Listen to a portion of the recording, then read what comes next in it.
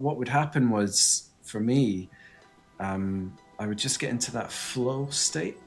Do you know what I mean when I say Yeah, flow yeah, state? 100%. Yeah. Yeah, where you just kind of lose all sense of time. You get completely absorbed in the moment. And what I now know specifically for me is my heart would start to glow, start to tingle, it would start to get warm.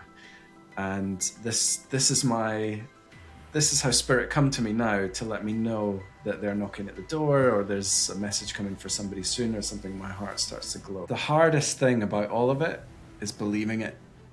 Mm. That's the hardest bit. Once you believe it, it's much easier and it just comes through. But it's this constant self-doubt. I'm gonna look Mm. stupid if I couldn't possibly say that because what if I'm embarrassed? What if they don't understand what I'm saying? All of this stuff is what gets in the way. Mm. And unfortunately, the way we are, as humans, the only way to get through that is practice. He's showing me that this is your real, you're a spark of light in the world. Like, he's showing me a busy high street. Again, I don't know if you do see something with homeless people, but it could just be a symbol or a metaphor to describe this type of behavior in your life. But there can be a busy street, everyone's busy. I've seen a lot of buses again, a lot of noise pollution, a lot of smoke, and a homeless person there, and everything's grey and black and white and dark, but you're like this rainbow of sunshine. You're like this glow of warm light as you like go and talk to this homeless person in this image, and you pass a little spark of light from your heart into his heart as you're talking to him. You're gonna hear Cameron talk about his life, share a little bit about his life and how he got to where he is right now. And then it all changed into, well, how about I allow myself to open up to your energies? And then the Wi-Fi went. Oh, by the way, I'm holding my incense stick burner. And then the Wi-Fi went because, of course, I have so much energy behind this thing, and his Wi-Fi just completely went out. I'm really looking forward to editing this. It's gonna be so cool to watch back, and I really hope it brings some. I don't even know some magic to other people watching it as well. Some a little bit of joy, some little bit of laughter, a little bit of understanding yourself a little bit more. I'm just saying a little, quite a lot now. I don't know what the hell that is all about, but anywho, here it goes. Yeah, go with the flow. That's what I Yeah, say. nice to meet you. Yeah, yeah, great to meet you. Yeah, What, whereabouts am I go on. talking to you from? I'm in the UK. I'm in Worcester. I think Oh, we. sorry. Yeah, you did say that. Yeah, Yeah, you did say yeah. Worcester. Yeah, it's a really lovely part of the country, Worcester. You're in Somerset somewhere. Am No, I remembering? near Bedford, kind of St Albans, Not entirely sure where. about sure, about an hour north of London. Okay, all right. Have you lived there all your life? No, I've got a Scottish accent. You might be picking up on I that. can, yeah, a little bit. It's not too strong, but I mean, it is, I guess for the ear, for the untrained ear, maybe. But I could hear something and I wasn't sure what it was. So, are you Yeah. originally from Scotland? Yeah, yeah, that's right. Yeah. And I love Scotland, but and I'm sorry to anyone Scottish who's listening to this, but the weather down here is it's so much nicer. Is that what got you moving? Yeah, we get a lot of sunshine here compared to in some places in Scotland it rains, a lot. So, do you want to share a little bit about your early childhood then? I'm curious Yeah, now. You sure. said Scotland. Where in Scotland were you born? And Yeah, a town called Fife, near St Andrews, and yeah, I was. Should I give you a bit more about myself in yeah, general? Sure, share whatever you would like to share. I'm sure. all here Yeah, for it. yeah. I am. So yeah, I was. Interesting thing. I was kind of born into a Catholic family. We went to church every week. I went to like a school, like an evening church classes after school, and yeah, I was kind of raised in that environment. And um, throughout my life, though, I turned to science a bit more. As I got into kind of school and started to think about what I wanted to do with my life. And I was kind of really focused on engineering and building things, touching things with my hands. And, in that community of scientists and engineers, there's a lot of atheism, essentially. And, science is that I believe it when I see it kind of Mm, thing, mm, and mm. so yeah, I got into that mindset as well, and along that route, kind of became an atheist. I'm giving you the very short version here, but we can absolutely expand. That's all Um, right. and through that process, though, I find myself getting quite unwell, and quite ill and quite sick, and um, long story short, ended up having a. This is a really long story short. Ended up having a bit of a spiritual awakening a number of years ago now, and through that process, I began sort of discovering more and more of who I am, and then getting closer and closer to who I really am, rather than living a life that everybody expects you to live.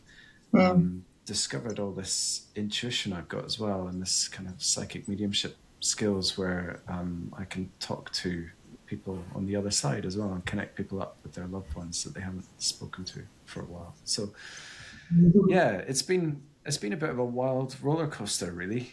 Going from kind of, it's taken me a little while as well to go from atheism to actually not only believing but actually doing it. That's been a bit of a journey. It's taken me some time to adjust to that. I can imagine it's such a jump, especially from the analytical mind of the science part into, hold on a minute, there's something else that's called an intuition, and I can actually feel other things. You're gonna have to go back a little bit and maybe tell me what happened, what brought on the spiritual awakening, because you said you were in an environment very much to do with science and not believing that there's anything out there. What started your awakening? Yeah, it's a combination of things. It happened slowly as well. I think so. Um, I had a big turning point in my life. I got very sick and very ill, and I'd always had a fascination with psychology all through my life. I didn't pick it as something to study further after school because um, pressures from social pressures and things. There's many reasons, and it's the wrong way of thinking. But at that age, it's the way I was thinking that psychology maybe wouldn't be a real job in inverted commas, and it didn't sit true in my heart, but it sat in my brain for some reason, and that's hence I was looking more logic, more analytical, more maths, this kind of thing. But all the while, the most fascinating part I found of all my work, and I've worked in kind of aircraft manufacturing and manufacturing of space components, and I love space still, and the stars and things. But even then, the most fascinating part of the job I always found was the psychology. It was always the politics. It was always how people were behaving in the office, how somebody could behave one way in one meeting and then another way in another meeting. Right? I couldn't get my head around this. And so, yeah, during this time where I became quite ill, I started to reassess my life and what I really wanted to do and what was important to me. And I started to look at how I could explore psychology a bit more, just to dip my toe in the water and see if it was something I wanted to do, take more seriously. Mhm. And so I looked at volunteering, and I volunteered for the Samaritans charity, the kind of Yeah, anonymous suicide hotline. yeah. And yeah, I got trained up there, and I did that for 3 years, and I just fell in love with it. I really, really loved the quiet moments, being there for people when they're in their most neediest time, and being able to support people and comfort and hold people through difficult experiences. And at that time, I see now my psychic intuition was awakening, but at the time I had no idea. But what would happen was, for me, I would just get into that flow state. Do you know what I mean when I say Yeah, flow yeah, state? 100%. Yeah. Yeah, where you just kind of lose all sense of time. You get completely absorbed in the moment. And what I now know specifically for me is my heart would start to glow, it would start to tingle, it would start to get warm. And this is this is how spirit come to me now to let me know that they're knocking at the door, or there's a message coming for somebody soon or something. My heart starts to glow. And so that was the beginning of it, really.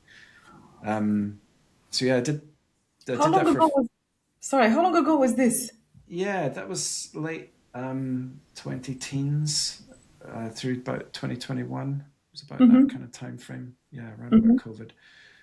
Um, and then decided um, I didn't enjoy the part of the role I didn't enjoy is that the phone calls are completely anonymous. So once you hang up the phone, you never hear from that person again. You don't know, you can't check in on them a week later and, hey, how are you getting on? Just, I know we had a great talk last week. I just want to find out how you're getting on. There's none of that. It's just they're just gone forever from my perspective. I don't get to talk to them again. So I started to explore, and it was, I guess it was obviously really clear as well that this was something important for me to do because it felt great to do it, and started to explore psychology, started to then train in counseling, because this way I got to be a part of the journey and watch the development week on week. And so, yeah, I've been in psychotherapy now for about 6, 7 years, something like that. There was some overlap with the Samaritans, and um, yeah, I love that work, and it was a kind of similar story when I look back. I'd have this glowing up feeling, which I assumed was part of the psychotherapy work, albeit it was never in the textbooks. It was never discussed in class. When I tried to talk about it with other people in the room, they would kind of know what I mean, but they'd often look at me more confused and like I was I don't know, having an experience that they weren't having. Um, and so, yeah, there was something going on there. I had a few clients at one point who were talking a lot about like their mother had died, and some of what they were struggling with in therapy was grieving their mother and mourning that process. And there was times when I almost felt like she was in the room with us, and I couldn't tell you why. It's not like I was seeing them. It was just a sense of knowing, and I struggle to put it any other way, just a sense of Mm-hmm. kind of knowing in my body. So, yeah, in parallel with this, I really think everything happens for a reason. And I started to discover NDEs. Have you heard of Mm-hmm. NDEs? Yeah. Yeah, near death I had a guest experiences. not so long ago on my podcast and she shared about hers. Yeah, and I started to get quite curious and fascinated about them. I originally got into it, I don't know, it was a social media video or something, and it was about a doctor. It was somebody working in a hospice, actually, and they're explaining how patients see visions like 3 days before they pass, usually, and it's like clockwork. And a lot of medical professionals now understand that when somebody starts, as they might say, hallucinating their mother and father coming to get them, or their grandparents coming to get them, or their pet dog coming to collect them, when they're at that end of life stage, they tend to phone the family now. It's a pretty good, reliable indicator that there's only a few days left. Wow. And so, yeah, Western medicine accepts that, but that's all they accept, in the textbooks and academic study. Just, yeah, this thing happens. It's a bit weird, but we know we can set our watch by it. So we'll use it. And that then led me into exploring NDEs. And the reason I bring it up is because from a science background, I needed data and I needed evidence to really kind of prove this stuff. And so I read a couple of books on NDEs, and I started listening to podcasts on NDEs, of which there are, quite a number, where people will just have the microphone for an hour and they'll just say, hey, this is what happened to me. I died, my parents were there, I was taken to this place. There's a life review often. I look at everything I did in my life. I can then decide whether I'm happy with what happened in life. And when you hear those stories enough times, you start to think, yeah, I think there's something in this. And there's thousands of them available. So I did a little bit of deeper researching into it. I don't know if you've heard of Dr. Michael Newton. Um, No. no, he's found my way into sort of his sphere of work where he does past life regression. Um, you mentioned at the start, by the way, that your podcast can be a bit all over the place, and I feel like I'm exploring that with you. I'm going all over the That's place great. here, It, really it soaking up goes, the energy. honestly, it goes where it needs to go, and I'm okay with that. Yeah, yeah. So NDE's led me to Dr. Michael Newton, and he's got a foundation that he set up. I think it's maybe even a university, but don't quote me on that. That he set up in America, where they studied 40,000 cases of past life regression hypnosis. Mm-hmm. And this is obviously, as the name suggests, this is putting people under hypnosis and then asking them to describe a previous life. So went down that rabbit hole, studied that for a while. They've got examples where they've got evidence. They've put people under this hypnosis. They've asked them about their past lives. They've gone to places that the people have described, like gravestones, and the name on the gravestone matches what the person was saying under their hypnosis, even though they could have never have been there because it was 2,000 miles away from where they lived. And they've got all this. As I say, I guess I was on a bit of an evidence collection spree, and Mm-hmm. this was just, it was just mounting and mounting and mounting. So I'm the kind of person, I don't know about you, but I'm the kind of person that thinks, well, I want to try it. I'll decide when I've tried it for Oh, myself. what did you do last Tuesday evening? Well, I had an NDE for fun, you know? That's what that sounds like. That's what that sounds like. Yeah. Yeah, no, thankfully not an NDE. I'm not that brave, or risky even. But I had a past life regression, Right. and I've had several of them now since as well. I guess you asked, how did I wake up to this ability? And it's a combination of all of this stuff. It all came Hmm. slowly as I wanted to Yeah. explore more evidence. So yeah, I had a past life regression. I've had a few now. The first one I had, I was a female in about the 18th century. I died riding my horse, and the horse kicked me off, and I kind of broke my back. And I won't go into the details of it, but in these hypnosis, you spend a bit of time with the death as well, and going through that experience.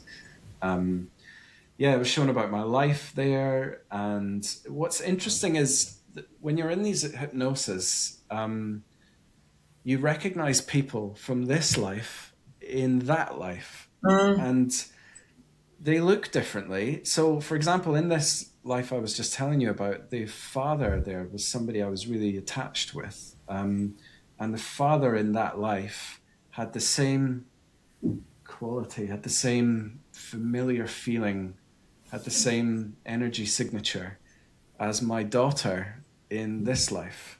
Wow.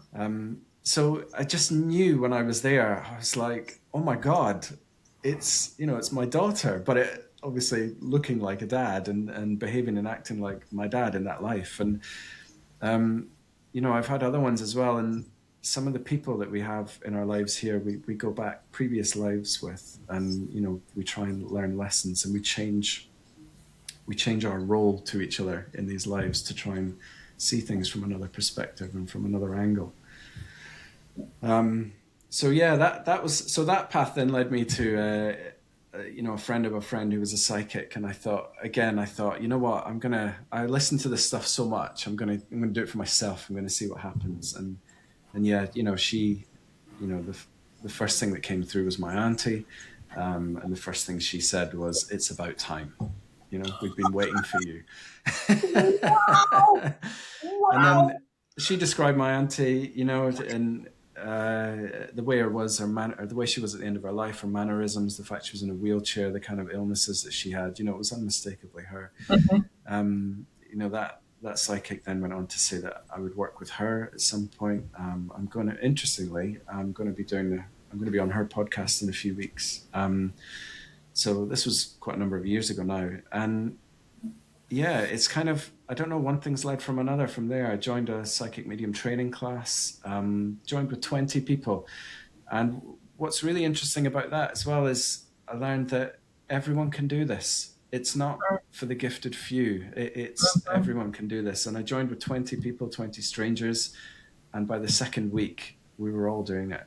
And by the end, it was only a 6-week course, but by the end of it, we were all doing it. Some more comfortably than others. It's still quite a daunting and frightening experience sometimes when you're there can be a lot of self-doubt, in the process, but everybody was definitely doing it by the end, which really that blew my mind as well, because I joined it thinking, what the hell, what's the worst that can happen, right? I join it and I go, yeah, this is a load of baloney, but no, it was genuine, and it worked. So So yeah. the first question that pops to mind right now is how do you make the distinction? How do you make the Mm, distinction between what's actually happening and what you're making up, if there is such a thing? Because I think in my analytical mind right now, what I'm thinking mm, is, how would you know? But I also at the same time here, you would know. I've got a friend. I've got a friend, and she's constantly in my head with this thing. There's a knowing, there's a feeling in your body. So is that something that you experience when you? I don't know if you're still there. Are you still there? Nope. That was the end of it. Are you still there? oh, Hello? yeah, I think I'm back. I think it was my Wi-Fi. It dipped there for a second. Wow. Too Sorry, much I energy got you. around this question. Yeah, I thought that too. I thought, oh, they don't want me to answer this one. But yeah, no, Wow. you said, I'm only joking. You said, you've got a friend. That's where I got to with you, and Yeah. it And stopped for me. she tells me every time when I ask her, how do you know like certain things with such certainty? How do you know that they are the way you see them or the way you perceive them? And she always says, I just know. And I have Mm. experienced that too. Because in my head, like you just mentioned now that anybody can do it. It's not like specific people have more. And I believe, a part of me does believe that some people are a bit more open towards it than others and more easy to Yeah, access those channels. yeah, But definitely. now you said you can go and do a training for it, and in my head is like, well, how do you know? How do you trust the things that come through, or how do you experience the things that come through? Oh, absolutely. And what I've learned as well is, and I've said this to quite a few people that I've worked with, where the hardest thing about all of it is believing it. That's the hardest bit. Once you believe it, it's much easier and it just comes through. But it's this constant self doubt. I'm gonna look stupid if I couldn't possibly say that because what if I'm embarrassed? What if they don't understand what I'm saying? All of this stuff is what gets in the way.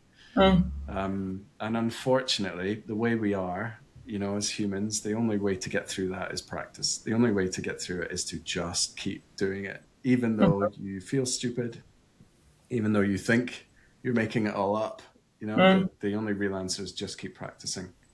Because what I learned as well is, I guess I didn't really think it through too deeply, but I think I was expecting to learn, or at least to hear. For example, if we're talking about verbally speaking with spirit, I think I was expecting to hear a new voice in my head, or to start seeing ghosts with my eyes in the room in front of me, with things I'd never had before. I think I was expecting some new add-ons, new bolt-ons to what I was doing. But what I actually learned was the spirit use all the I haven't got anything new or any new bolt-ons or add-ons. They're just using all the tools and equipment that's already inside of me and has been inside of me my whole life and is inside all of us. So, when they're having a conversation with me, it sounds like my internal voice, and the obvious question is, well, how do you know that's not your internal voice, right? And a little part of that, I would say, is practice. Because once you practice, you start to be able to drive a wedge between your own voice to the point where you're like, right, I know when it kind of comes from this space, it's me, and I know when it kind of comes from that space, it's them. A good example I'll say to someone who's training and developing in this stuff, a good practice you can do, anybody can do, is think of a question you want to ask your spirits or your guides or whoever on the other side, and make it easy. You're training here, so don't make it something ridiculous, or how do I solve world hunger, or something like that. Just something really simple that goes on in your day-to-day life.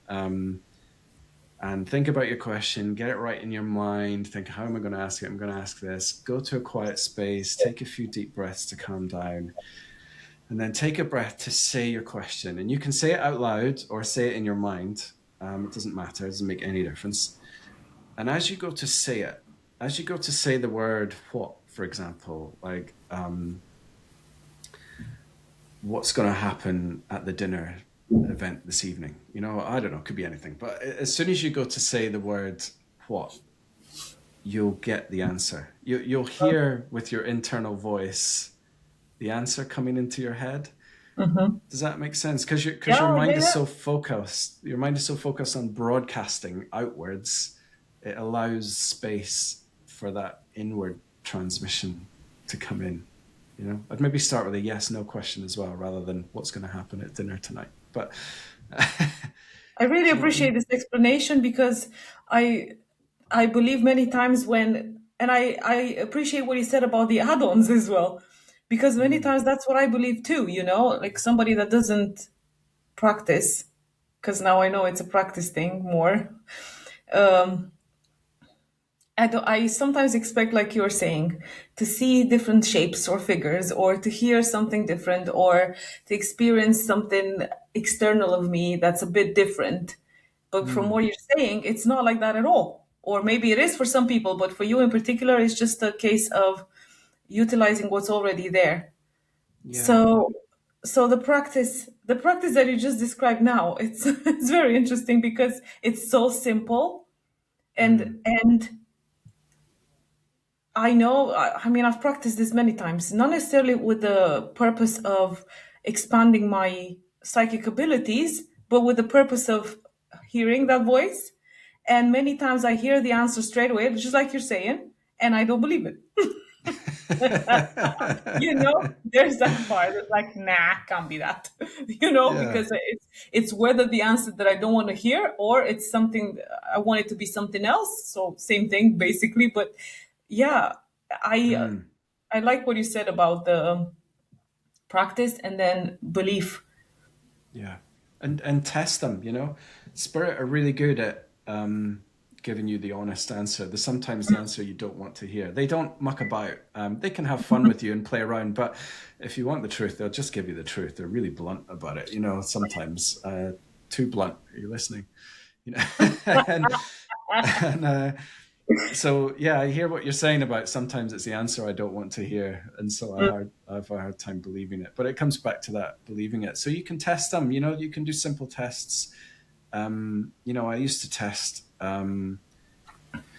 I'm trying to think of examples now. Like, have I got enough time to do this? Can I? Can I quickly go to the bathroom before I have to leave the house? Like, will I still get there on time? That kind of thing. And you test them, and then you go to the bath. They say yes, you go to the bathroom, and then you get there on time. And silly little things like that. And it builds up. It's that evidence for me, anyway. It's that evidence. It builds up over time and time, and you start to realize they're never wrong. Like they're always landing it right. Um, and I I started to just, really. Sorry. sorry, go on. No, you I go. just, because I said that's funny when you mentioned the do I have time to, and when as soon as you said do I have time to, before we got on here to record, I was like, do I have time to have my tea before we started? Because after I want to practice, I do my yoga practice, and I thought if I eat before, then my belly is gonna be good enough for me to practice yoga. And then I asked myself, do I have time to do this? And the thought that I had was I create my own time and that I don't have to be anxious about it because I've noticed many times when I have the pressure of I gotta be somewhere at a certain time or be fast and worry about things. It just brings up more anxiety and I heard just to calm down. Just calm Mm, down and then take it slow instead of rushing to whether eat or to cook my food or whatever. Take it slowly because you create time. I don't understand. I don't know how to explain this thing of you create the mm, time, but that's what I yeah. heard. It elongates, and I know because when you have a conversation like you were describing, when you're in flow, when you're very much in flow, time can slow down or can go faster. Mm, So the same kind of a definitely. situation was here. I was like, okay, I'm not gonna rush. Just gonna take my time, and it's gonna be plenty. And I had like 10 minutes, 12 minutes before we got on here. Yeah, great. And it sounds Sorry. like that's you talking to your spirit guides, you know? That sounds like it. And you know, because you're stressed, you're flustered, you're in a rush, and suddenly you get this solid grounding energy coming through with a really sensible, stable message that just cuts through the crap, you know, and just really centers you. That's kind of more spiritual, isn't it? It's kind of they're kind of landing you with the answers that you're asking. It's interesting you're putting that perspective on it because many times I thought it's just a me thing, Mm. as in I never saw it as external of me. I saw it as maybe it's just knowledge that I gained throughout my life and knowing to just deal with things differently. I never saw it as maybe this is divine guidance or divine intervention. But I'm using those words just because it's funny in my head right now. But I know what you Intervention. yeah, Yeah. divine intervention. Calm down. Yeah, yeah, it certainly sounds like it. Yeah. Cool. Who knows? Who knows? Okay, okay. Mm. So then what part are you at now? Because you said you started off with not believing, going through awakening. Oh, do you mind if I ask Yeah. what happened? Like what physical health issue did you have? Yeah, yeah, of course. So, addiction was part of it. Drinking, a lot of drinking. I don't drink anymore, but that was a big part of it. But also just getting very sick in my digestive system, you know, upstairs and downstairs, you know, and having a lot of heartburn.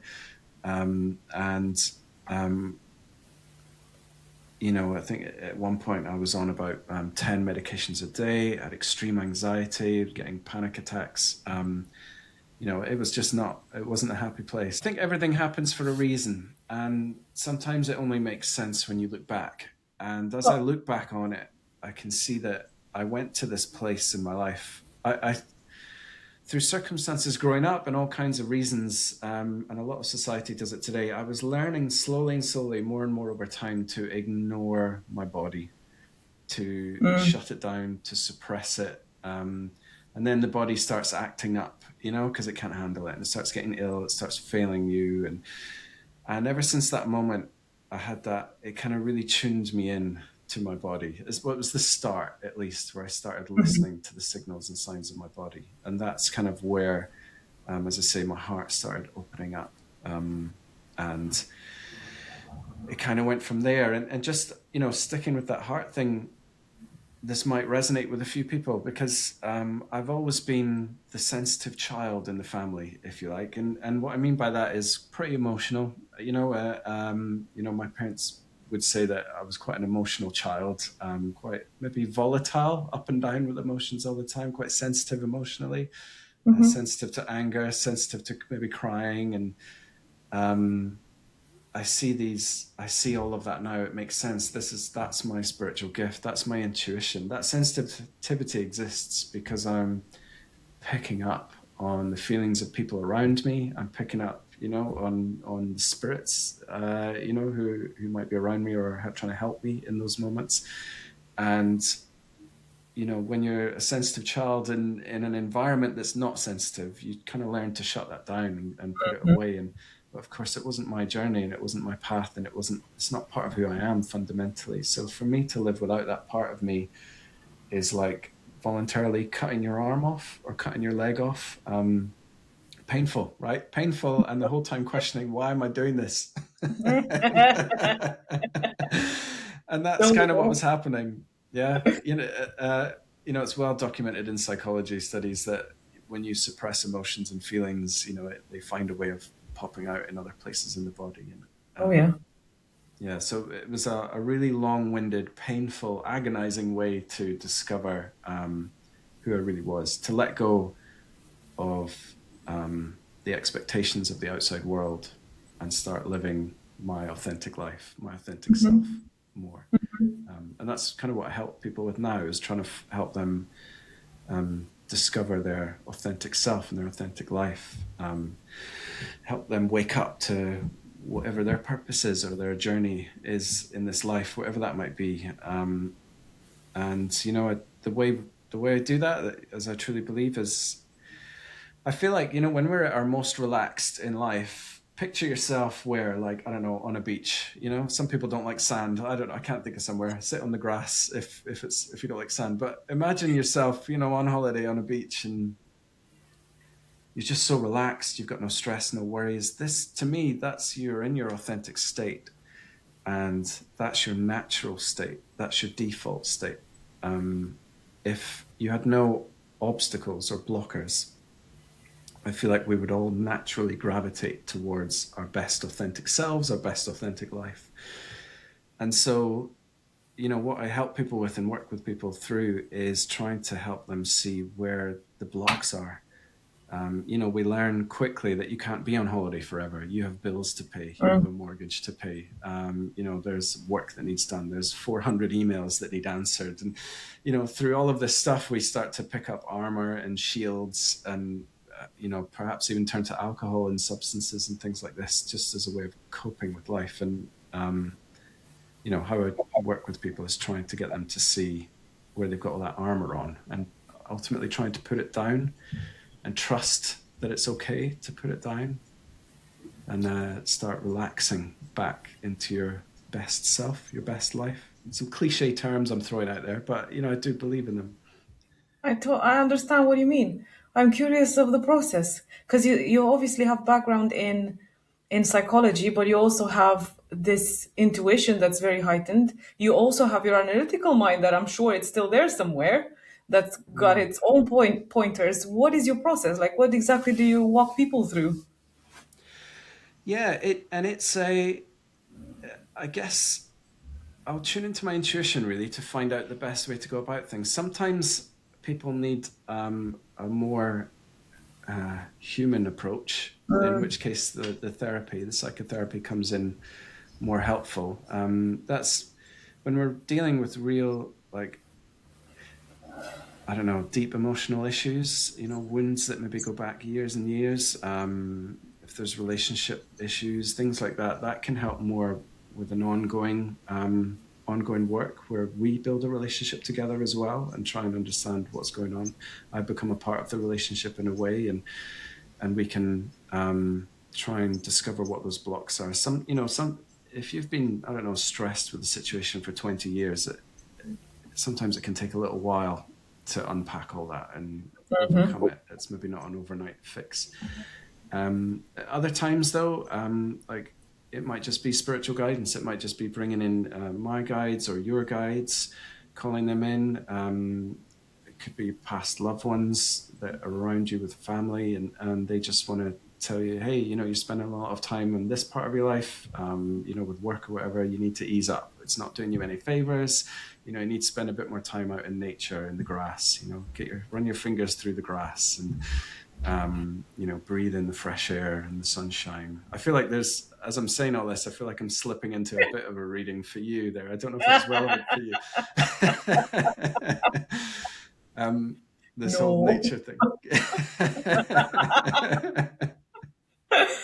Go ahead. so so yeah, it depends really. Sometimes people need more intensive ongoing help. Other times people just need a little course correction. They're quite capable of doing it themselves. Some people, are going to readings, they don't really want the answers. They just maybe want clues. They want to figure it out on their own because they want to build their own life, which is great. And Yeah, yeah. they just need clues. So it's a real mix, really. Depends on what the person needs, what the I person's love looking that. I for. love it. I love it because it's not one size fits all by the sound of it. Mm, It's yeah, definitely. according to the person, and you're working with whatever you're feeling. You're gonna have to continue now. I'm sorry if you're open to it. If you're open Yeah. to it, because something really interesting happened when you started saying about the grass and putting your feet in the grass and just I don't even remember how you described it to be honest, but I could feel that it was I had Magical. this thing in my head that was going, could this go for me? Could this be for me? Am I really? And I was thinking before we started recording, I was thinking, I have a full-time job. I have a part-time job as well. I'm doing a podcast, which is the part that I really love about my life. And then I thought, do I ever feel like I'm overworked or under a lot of stress. And the thought was no, because I obviously don't. I still believe sometimes that there's more that I could do. Mm, But then hearing myself thinking that was like, really? And then when you mentioned this now, there was a little bit of a, I think the way I can describe what I felt for a fraction of a second was like an expansion of a bubble of time. mm. It was really short, but it was very present. Of some gap in time happened, and then you just said it might be towards me. So I don't know. Yeah, sure. Do you want me to see? Do you want me to connect in and we'll see God, what do comes you through? want to? Do you want to? Yeah, I'm yeah, that'd be always so fun. wary. As much as I love it, and parts of me want to know, there's also parts of me that are afraid of being seen in other Sure. ways, Yeah. or other people tapping into my energy Oh, and then telling me so this the and that. connection But go dropped on. out again. Spirit definitely trying to get your attention with something, in that case, and perhaps Wow. mine as well with something. Yeah, it doesn't normally happen. Wow. So yeah, I guess with all that considered, do you still want me to connect in? Hell yeah. Yeah. All right. Yeah. Oh my Okay. God. Woo. So yeah, I'll connect in. I'll probably just hook right into that message I was getting about nature. But it could be that other people might want to show up. Perhaps loved ones in Mhm. spirit. Is that okay if they do? Yeah, sure. I can feel Honestly, them. I am Yeah. so open to all of this. Okay. Go ahead. Okay. Great. Okay. So yeah, Woo. this nature thing. I think what I was saying to you was like run your fingers through the grass in nature. Because what I'm seeing around you, and I'm going to stop right there just because I haven't done a good job of describing how I'm going to explain this. So, I was talking about my heart glowing up about through my journey and Yeah. and my sensitivity as well. Being a sensitive child, what I learned is that one of the ways I connect really strongly with spirit are through my emotions, and they will put emotions into me as part of the reading. They'll put in a wave of sadness or happiness or joy, and I have to kind of sit in the feeling to try and process what it's telling me. And so when that's coming through for me as well, what I'll get are images in my mind um, that I'm piecing together with the feeling. There might be a conversation that I'm hearing with my internal voice as well. It can be a combination of all three or just one of them. And quite often it feels like this is going to be quite emotional with yourself. Perhaps this is how you connect in as well. But quite often when the readings are more emotional, the images I'll get will be more symbolic, or there'll be more of a metaphor rather than something quite literal. Take that with a pinch of salt as well. When you're hearing this come through, sometimes it's literal and sometimes it's both. But yeah, if you could bear that in mind, because I'm about to describe what they're showing me now as a symbol, and what they're showing me is you are No, sitting on some no. grass and you are looking Hold up on, at hold like on. a You mountainside. have It's to a start. I don't Sure. know if you can hear me. You have to start again because it's on. Obviously, it's breaking in and out. So start again, please. What you're Oh, seeing. sure. Sure. Yeah, I wonder if you're not supposed to get this message or something. The message. So yeah, I don't know. So I'm seeing you sitting on some grass, and you're feeling really grounded in that space, and you're really connected to the earth. And what's behind you in this image is the city life, and the way that they are illustrating that to me is there's some pollution and things going on, like it's noisy, it's buses and things like this, and what's in front of you and around you is nature. It's a really beautiful countryside they're showing me. It could almost be like Switzerland or Austria, with the mountains and the grass running up the hills.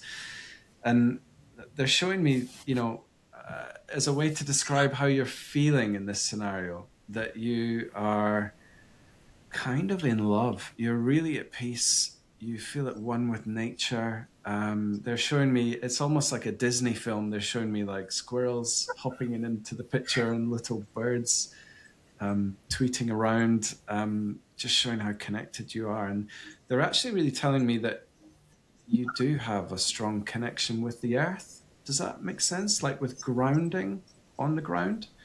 Is that something you're aware of? I mean, Yeah, they're showing me. in my head. It's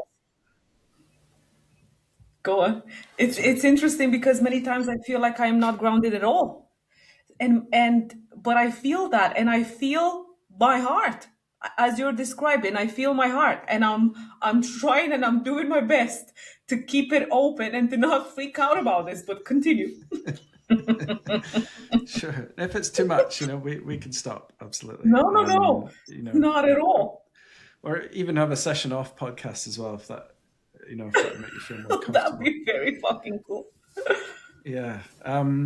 They're showing me like when you sit on the ground, when I talk about grounding, I mean it's quite deep with you. Like they're showing me almost, again, this is all a symbol and a metaphor, but it's like your legs can sink into the soil. Like you merge with the earth. You get a real Mm. peace from bonding with the earth. Not everybody gets that. And with you, though, it's really important. They're showing me, like, if you sit cross-legged on the ground, like the earth's energy goes all the way up your spine. And you just feel at home there. They're showing me, like, when you sit there, the chatter and noise in the brain goes quiet for a bit. There's like a neutralizing, a rebalancing that happens in that space. Yeah, and so why? Let me just find out why they've brought that up. They definitely want you to do more of it. I think in my example I said they might say, "Oh, you're working too much. You need to pull back from that, and you need to find nature more." But the first part of that, I don't get the impression from them that you're working too much. Maybe you Mhm. think you are, but but they don't. No, I'm not getting no, I this don't. huge energy from them that this is some kind of big problem that needs to be Yeah. worked on. But they don't even care about that. They're way more excited about the peace you can find with nature. They're bringing squirrels back again. I don't know if squirrels are important to you or you see squirrels a lot all the time or something like that, but it feels like that's important to the message. Do you have a connection with squirrels?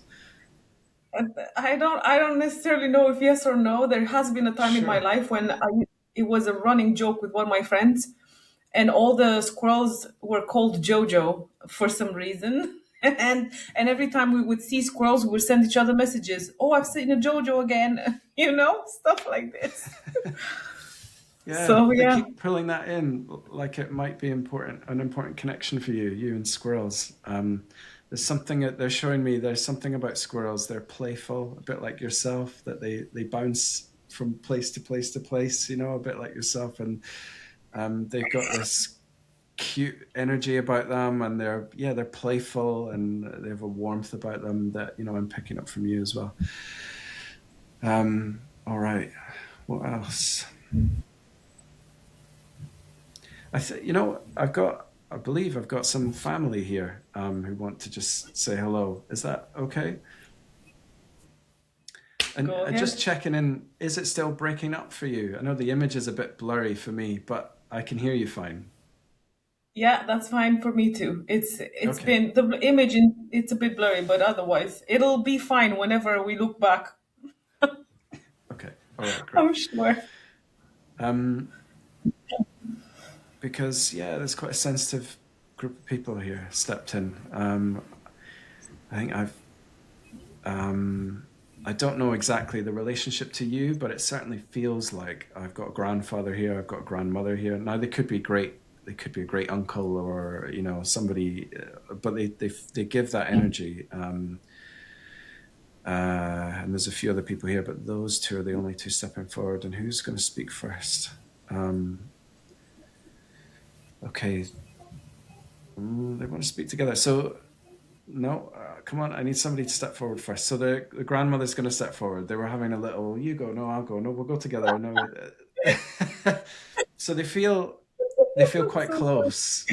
Like they feel like quite a sweet old couple. Like it's quite lovely, actually. Not everybody gets that kind of relationship in their older years. You know, some relationships can turn quite bitter or distant. These two feel really sweet. They're very bonded, and yeah, he's coming across quite gentlemanly. You know, he's kind of said, "Ladies first," in a way. You know, you go first, darling. Almost that kind of energy. And she's coming forward. She seems very sweet, sweet old lady. I kind of want to say. She's. It feels like there's quite a height difference between them. He's a bit taller. She's a bit on the shorter side. Um, Let me see if I can get to know her a bit more. And yeah, she just comes across with this energy of like she could, I don't know, pinch your cheeks or something, or she comes across like so soft and loving and sweet. And I'm asking her to tell me a bit more about herself, but that's all she's showing me about herself at the moment. Like I don't even know her, and she makes me want to, you know, carry her heavy shopping bag for her, kind of thing. Like she brings off a protective side of me as a part of who she is. I will check in with you in a moment just to see if these are people you can recognize or not. I just want to say a bit more before I check in with you. And, you know, she's kind of saying that she would show her love a lot by baking. I feel like baking was important.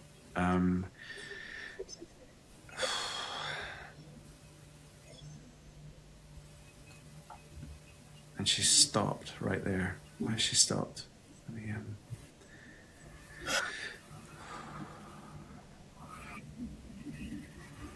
Okay, I'm gonna go to him now. He's stepping forward. I think this emotion's coming through. I'm wondering if maybe you're feeling a little bit something. I don't know, a bit sad or I well, I'll check in with you there. I mean, she stopped. I'll check in with you. Does it initially, at least on the surface, does it sound like a couple that you might be able to Honestly, recognize? initially I thought it might be my grandparents from my mom's side. I think it's still from my mom's side, but a generation even further back, a Mm, couple that I haven't met. When you mentioned the height difference, that's when I was like, "Oop, I know exactly what this is." It's my great grandparents from my mom's side. I'm not sure whether they're my I think they're my mom's mom parents, because he was a very tall man mm, and she was yeah. very little. She was very little. Like that's because when you describe the difference, and then my mom always used to tell me that I have a lot of qualities of his, which entailed moving furniture in the house because I used to move furniture in my house quite a lot. And then she Sure. said he used to knock walls and like to the other extreme of just actually changing the entire structure of a house. And I carry that energy apparently from him. Mm, yeah, interesting. Should I see what he's got to say about it? Go on. Because yeah, he's stepping forward, and okay.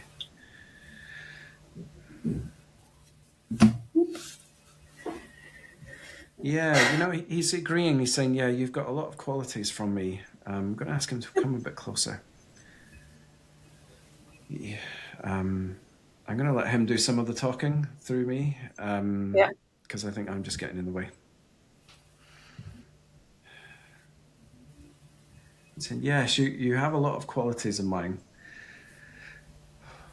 You have a masculine quality, a masculine energy about yourself, but not in a, you know, not in any kind of offensive way or a bad way. But you have a more practical side to yourself. You um, and maybe like boys when they're younger, you like more rough and tumble kind of play, and more practical with your hands, and there's something of that quality to your nature, and you get that from me.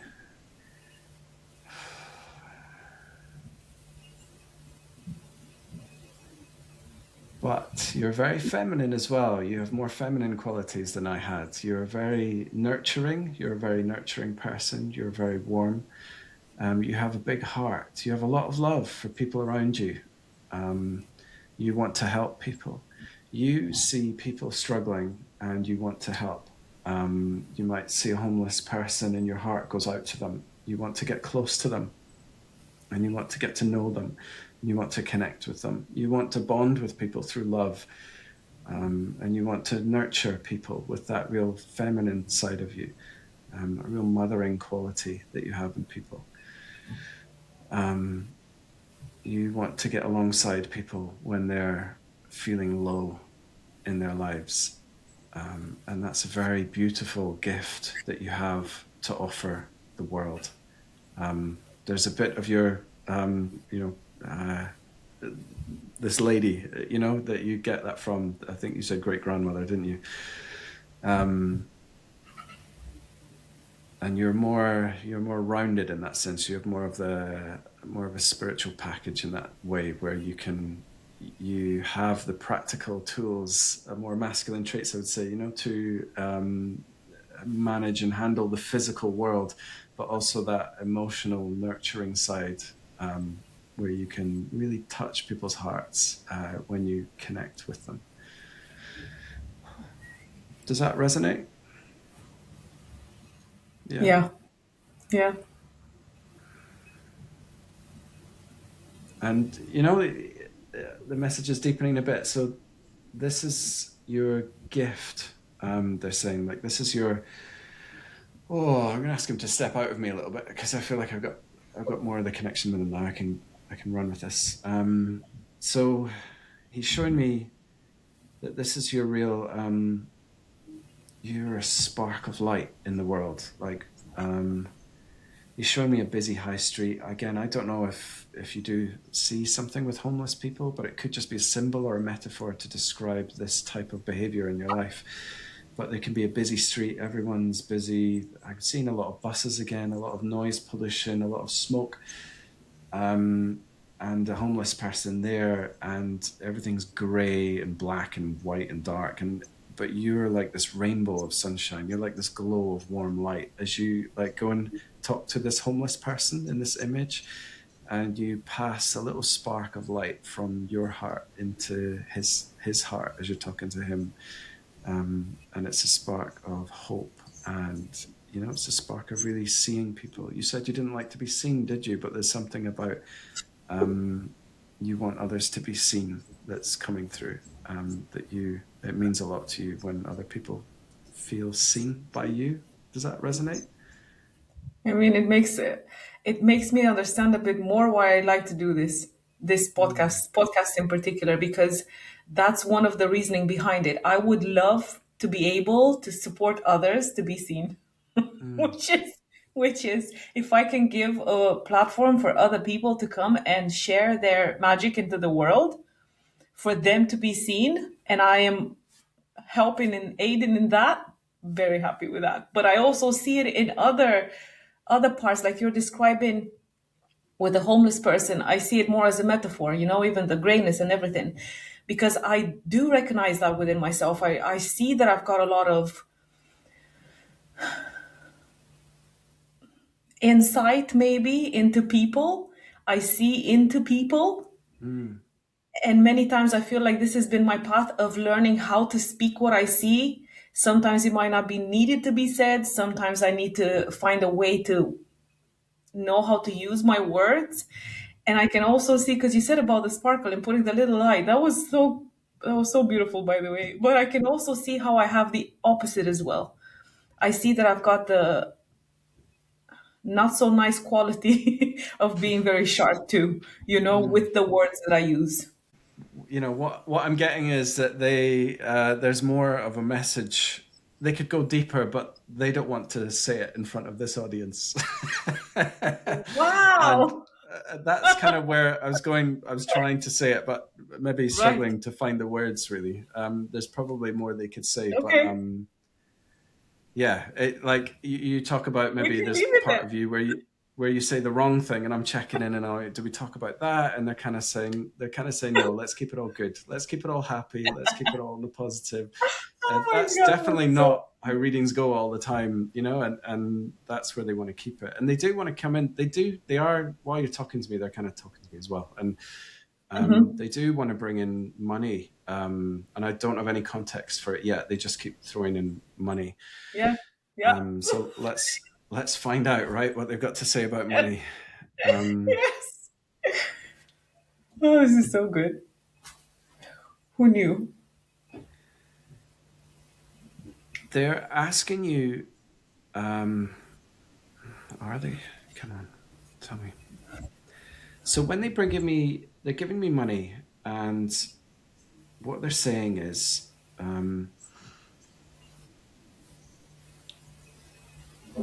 like, almost don't focus on it, like, because Mm. they say money, and I say, yeah, what about money? And they say, right, focus on your heart, focus on this work you're doing, this light work, I would say. This work I talked about, passing the spark from someone in need. um they're saying, just like follow that energy, like follow that healing energy that you offer and you give to the world. Like, they don't want you to worry about money, they don't want you to get distracted with it or bogged down with it. They kind of, I'm wondering as well if this is a part of your personality, the way it's kind of sliding in on my left here, that Right. perhaps Shall I perhaps pour? are you a little bit scattered with money, maybe, or it happens when it happens, and I It's pay a bill weird. when I pay a bill, and I do pay yeah. my bills, to be honest. I keep on with that, but yeah, I've got moments and moments with it for sure. Yeah, and it can.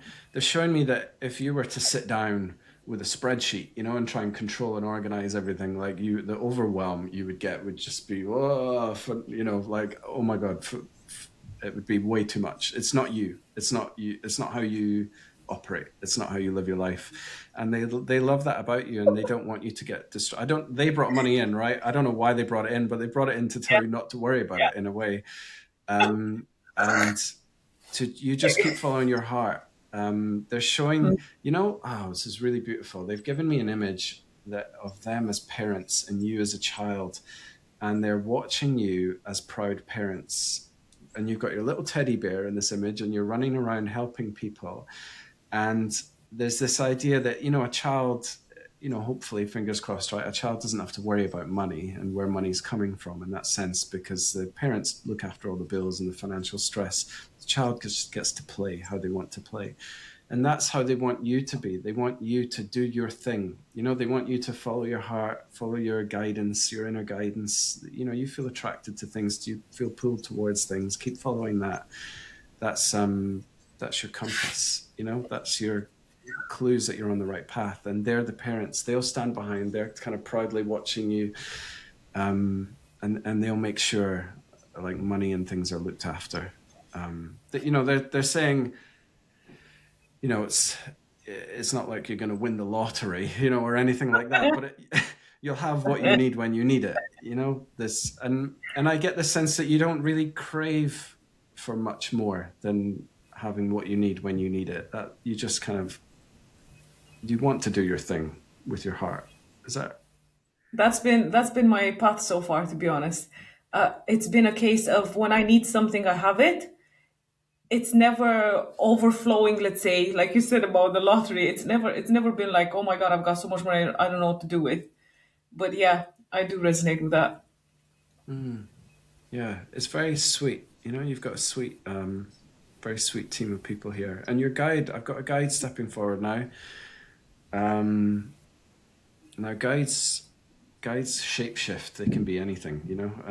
They're not human, so they generally present as human, but they, how I describe him, take it with a pinch of salt. So he's coming forward, and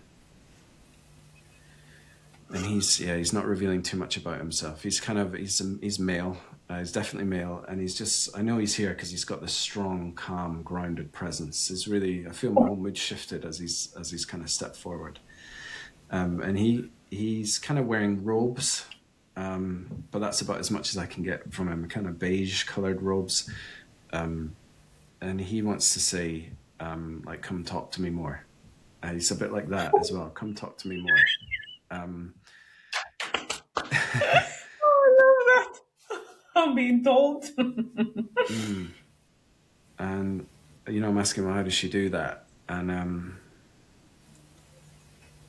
yeah, he's saying, yeah, all the ways you said. He said meditation as well. Meditation is a good way to do it. I don't know how you feel about meditation, but I was saying that in my Um, head, so you probably picked that up. mm, Come and have a conversation with me. That's what he's saying. Yeah, It's you'll interesting know because it's me. That's what he's saying. You'll know it's me. this has been one of the things that I haven't played with, let's say, Mm, like spirit guides. I don't know why part of me has always thought it's all one thing, and categorizing them into this and this and this doesn't do much. But then I heard so many other people saying about spirit guides and how they support, and you just need to ask for help and whatever.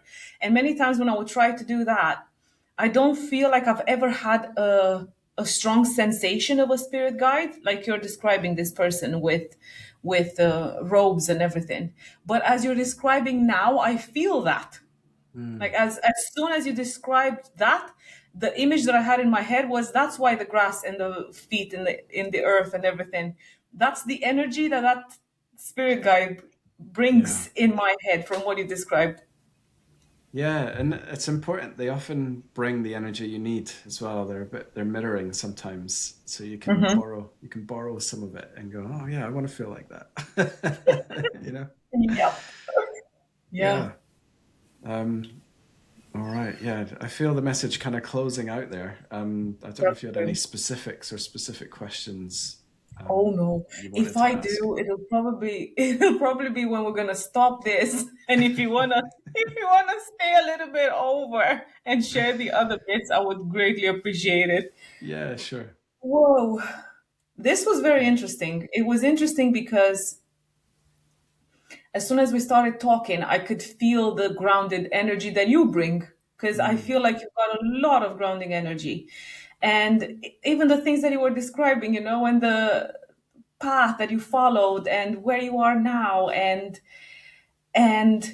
I believe that trusting what you do is so important, mm, because I believe there's a lot of people that need this. They need to know that they can just trust themselves. And yeah. this doesn't necessarily have to apply to this part of expanding, let's say, your psychic abilities, but generally trust in yourself and in your power and in Oh, your knowings yeah. and in your beliefs and in the path that you follow. So 100%. I'm very grateful for you sharing all this. And also, thank you for doing a reading that just got sidetracked from Wi-Fi situations. That was honestly, that's how I see this. There's a lot of energy behind it. Hence the Wi-Fi going, no, I'm not doing this. Yeah, yeah, they do. Oh my God. There are rules they have to follow. They can't interfere with our lives too much. But you know, where it's hard for them to be detected, then they can interfere a little bit. And things like Wi-Fi, that's where Wow. they come in. So that makes sense then. Come and see me Mm. more often. Yeah. Well, We gotta get your attention. they have to respect our free will. It's one of the Mm. most foundational rules of this entire game that we're playing. They have to honor and respect our free will. It's the whole point of this is for us to discover who we really are and wake up to who we are supposed to be. That's my belief anyway, firmly. And the biggest part of that is free will. And if we want to take 5 lifetimes to figure that out, then they'll let us do that because there's no urgency on the other side. It's like we're playing a computer game and there is no deadline. We can take as many lives as we need to figure it out. Um, One thing I would say though is they all want to help a lot. And if you're maybe in a dark place and you're feeling very stubborn and you just want to feel sorry for yourself for a while, they'll stand back and they'll let you have that experience because that's what you Mm. want. But if you ask for help, if you say, please help me with this, they have permission then. They have permission to swoop in and rush in and help you. And as you say, it might not always be exactly what you want to hear. It might be a difficult message, but it's help nonetheless, right?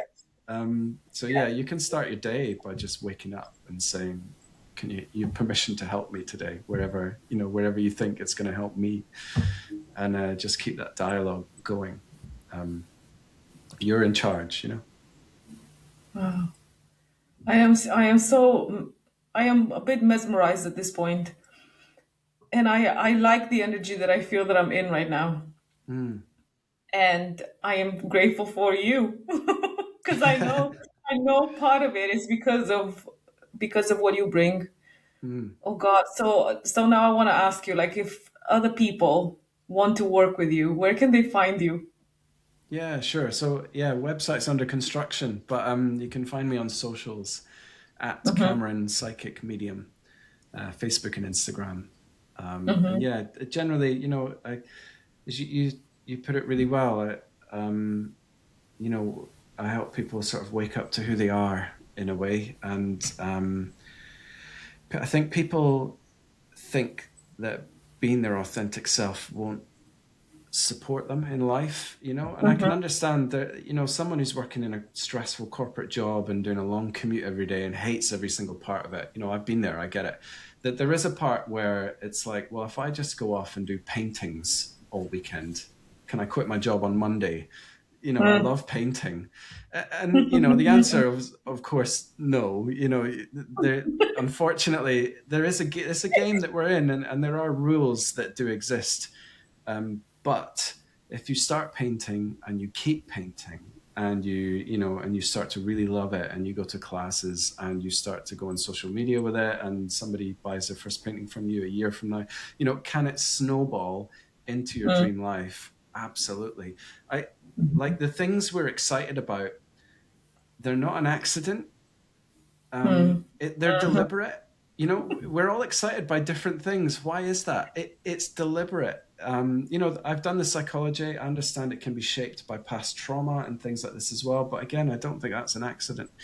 And all of this stuff, they're all clues left by spirit to help us get to our home, which is living a life where, a lot of the time, maybe we wouldn't go as far as say all the time, but a lot of the time, you're comfortable in your own skin, and you're at peace, and you're full of joy as well. And you're living that life because you've gotten rid of all the expectations of other people. You're really trusting in the process. You're trusting in your own feelings to guide you. And yeah, that, we don't, sometimes I think we insist we have to do it the hard way, and life has to be hard. And, it doesn't, it's, as you, we started out by saying, the hardest part about it all is believing, and it's believing I'm listening to my spirit guides, but also believing that the things I'm excited about are actually meant for me, and I can actually just enjoy them as well. And it may grow into something bigger too.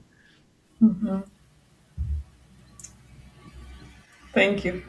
Mm.